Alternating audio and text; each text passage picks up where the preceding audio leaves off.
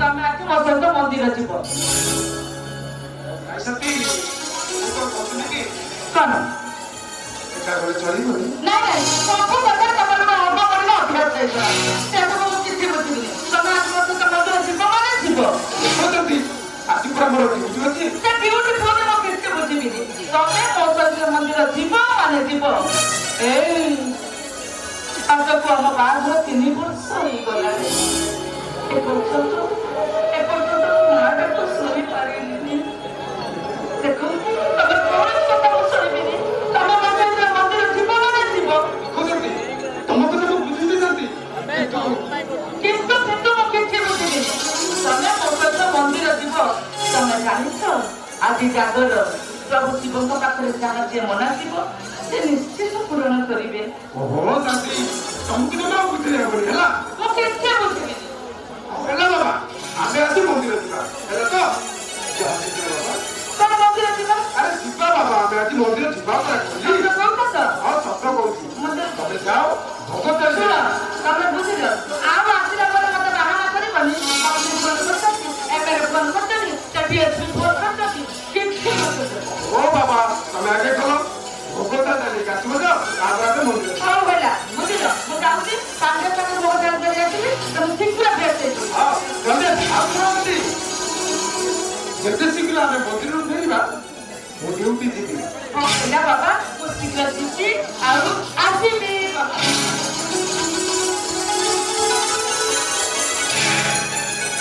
ସତରେ ଗୋଟେ ନାରୀର ମାତୃତ୍ୱ ଗୋଟେ ସନ୍ତାନ ପାଇଁ ଏତେ ଯାକ ହଳ ବିକଳ ହଉଛି।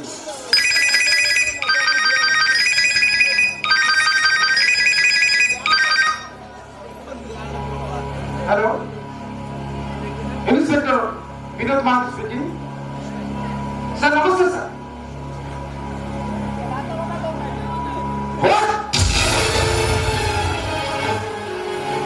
कौन बोले सर कौन बोलो मते यदि अवसर पड़ो ठीक है sir master sir okay sir हे बाबा भोला सुंदर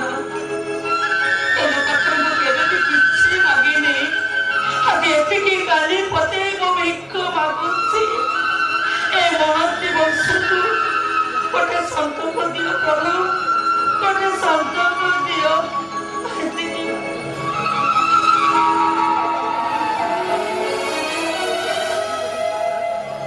अरे अरे कौन एमती ड्रेस चले आसिलो कौन मो बॉडी गार्ड हे जीव ना कौन नहीं सती एठी सर को फोन माता गाय से बर्मा चुके ଗୋଟେ କଣ ବହୁତ ବଡ଼ ଗଣ୍ଡଗୋଳ ହେଇଛି। ମତେ ସେଠିକି ଅର୍ଜେଣ୍ଟ ଯିବା ପାଇଁ ତମେ ଯିବ ମାନେ ମୋ ସହିତ ମନ୍ଦିର ଯିବ। ଓ ବାବା ତମେ ବୁଝୁନ କାହିଁ କହିଲ? ଆରେ ଏସପି ସାର୍ ନିଜେ ଫୋନ କରିଥିଲେ। ଆଉ ମୁଁ ଯଦି ସେଠିକି ନ ଯାଇ କଣ ହେଲା? ଆରେ ସିଏ ମତେ ସସ୍ପେଣ୍ଡ କରିଦେବେ। ମୁଁ କିଛି ବୁଝିବିନି। ଯେତେବେଳେ ଗୋଟେ କୋର୍ଟକୁ ଯିବା ପାଇଁ କହିବି ଏମିତି ଗୋଟେ ବାହାନା କାଢିବ। ମନ୍ତ୍ରୀଙ୍କ ଫୋନ ଡିଏସପିଙ୍କ ଫୋନ ସେ ଏସପିଙ୍କ ଫୋନ କିଛି ଶୁଣିବିନି। ମନ୍ଦିର ଯିବ ମାନେ ହଉ ହେଲା ବାବା ଆମେ ମନ୍ଦିର ଯିବା ହେଲା ତ? ସାଙ୍ଗେ ସାଙ୍ଗେ ଆମେ ଯାଉଛୁ ଛୁଟି ନେଇ ଆସିବୁ ତାପରେ ଆମେ ମନ୍ଦିର ଯିବା। ନାଇଁ ନାଇଁ ନାଇଁ ଜଣା ପଡୁଛି ଏଇଟା ସମ୍ପୂର୍ଣ୍ଣ ମିଛ କଥା। ବାବା ମୁଁ ତମକୁ ମିଛ କାହିଁକି କହିବି? এই দেখো মাত্র 10 মিনিট। দেখি দেখি কেটে যায়নি। হ্যাঁ হ্যাঁ কেটে মাত্র 10 মিনিট। 10 মিনিট 10 মিনিট ভিতরে বললি আর 10 মিনিট 11 করি।